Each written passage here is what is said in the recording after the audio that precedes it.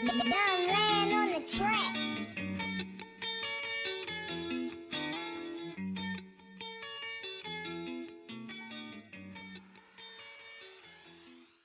Hello guys, welcome back to my YouTube channel. In my last video, I asked you guys to send me any math questions that you couldn't solve through my Twitter or Facebook with the hashtag hard questions. So yesterday I picked out the 3 most impressive questions that I saw, which I'm going to show you guys how to solve them.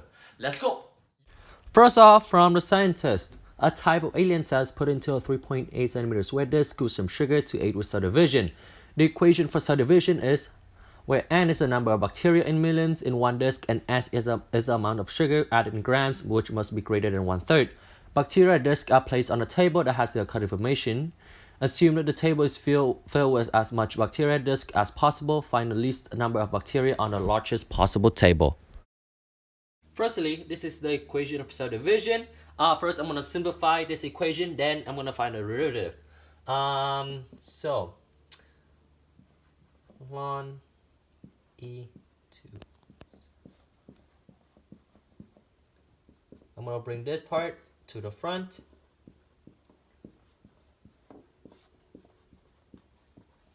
Ln E is just equal to 1, which gives us ln 3s. Here we are with the new equation. Let's find its derivative.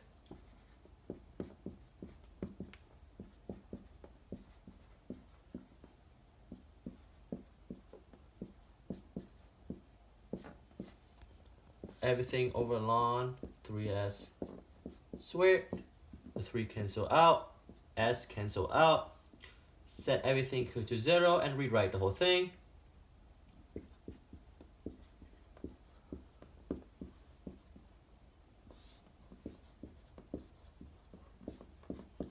Okay, let's put out the 2s.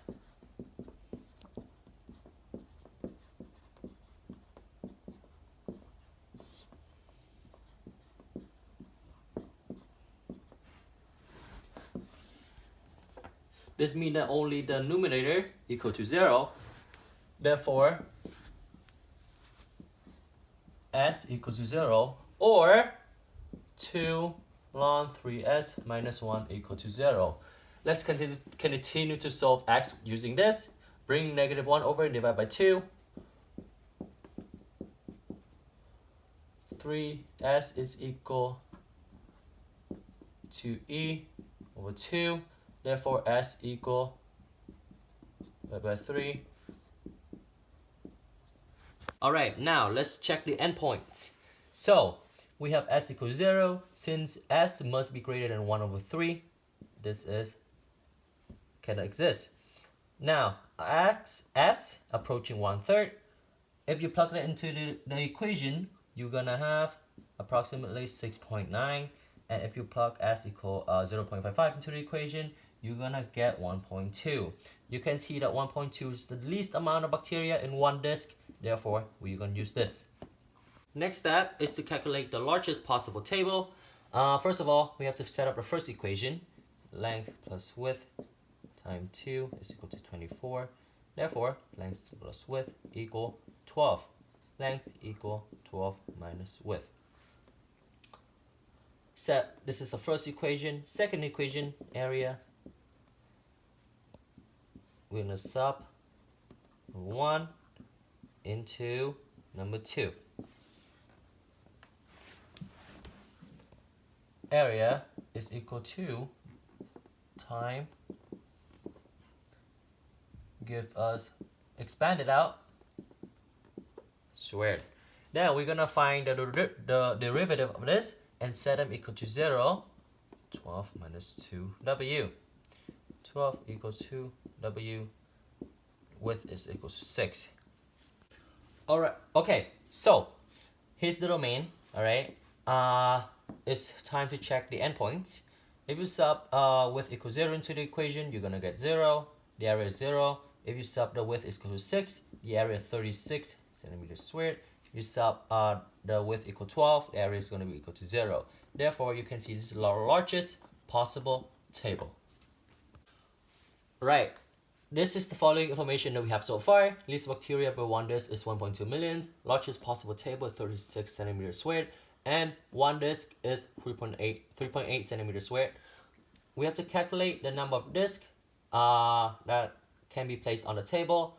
What we're gonna do is we're gonna take 36 divided by 3.8, which gives us 9 disks.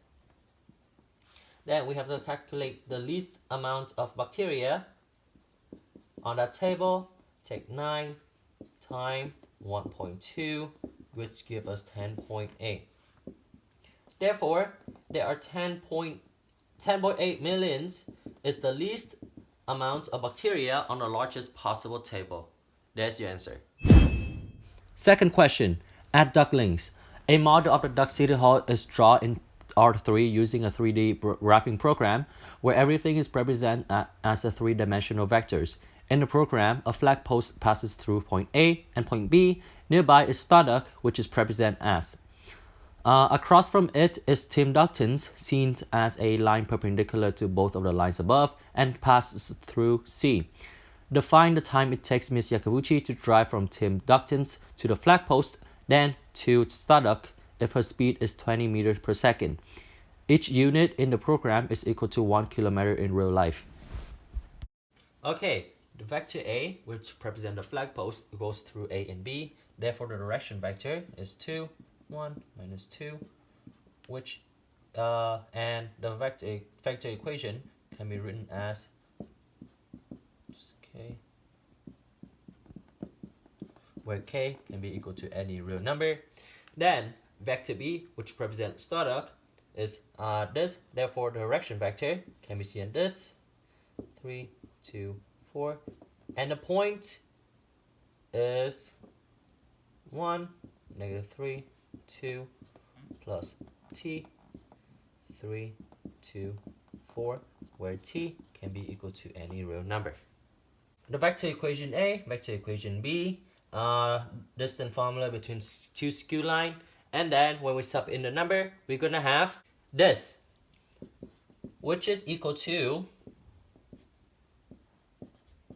29 gives us 3.4 kilometers in real life. Alright, so next step is to calculate the vector equation for C.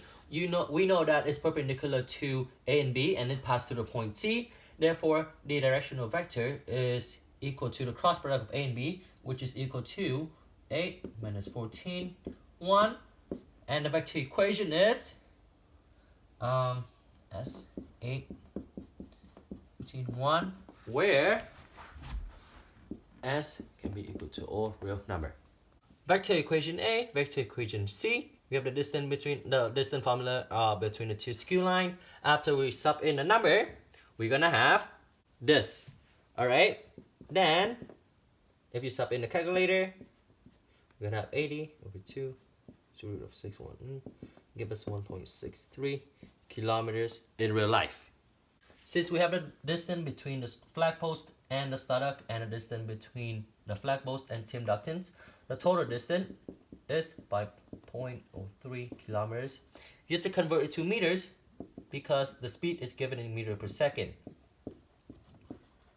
The time is gonna be divided by 20, gives us 251.5 seconds, approximately 4.2 minutes. Therefore, it takes Miss Yakabuchi to drive from Tim Ductins to the flags and to Starducks. That's the answer. Last question from The Legend. In an Ontario math competition, John, Mark, and Alex represent White Oak Secondary School. During one of the lightning rounds, John is given a limit where he has to evaluate it. John knows that the answer is 2, while Mark doesn't want John to take his university spot. He insists that the answer is 0. Can you help John give out the right answer? Alright, so this is the limit function for question number 2. First step, I want to rewrite the whole question by time it to its conjugate. 2x plus 2 plus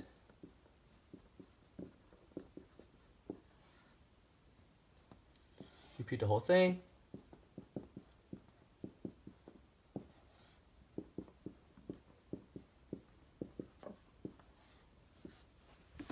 Then we're gonna have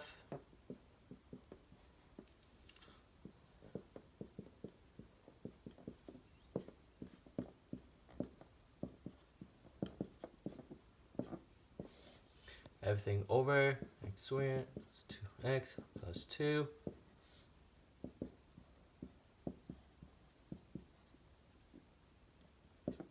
Alright, nope. Alright, so open a bracket, simplify the negatives inside. We're gonna have limits approaching infinity. We're gonna have x squared cancel out, 4x plus 4. Everything over 2x plus 2 plus minus 2. Alright. Now, next step, what I want to do is I want to divide every term by x. And because we divide by x in the square root bracket, I'm going to have to divide it by x squared. So, we're going to have 4 plus 4 over x over 1 plus 2 over x plus 2 over x squared plus 1 minus 2 over x minus 2 over x squared. If you sub, and always remember to write limits as x approaching infinity. When you sub x approaching infinity into the whole equation, this is gonna be 0, 0, 0, 0, and 0. Therefore, what we have left is 4 over 1 root 1 plus root 1, which simply equal 4 over 2, which is equal to. Therefore, the answer is 2. That's it for today, guys. Please drop a like as well as a comment down below and subscribe to my channel. See you guys next time.